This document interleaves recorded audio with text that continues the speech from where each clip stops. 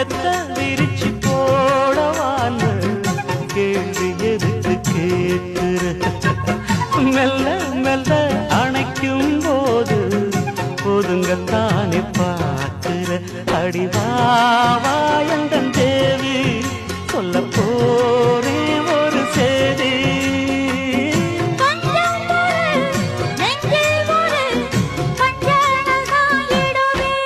நானாத்து மேட்டு தோப்புக்குள்ள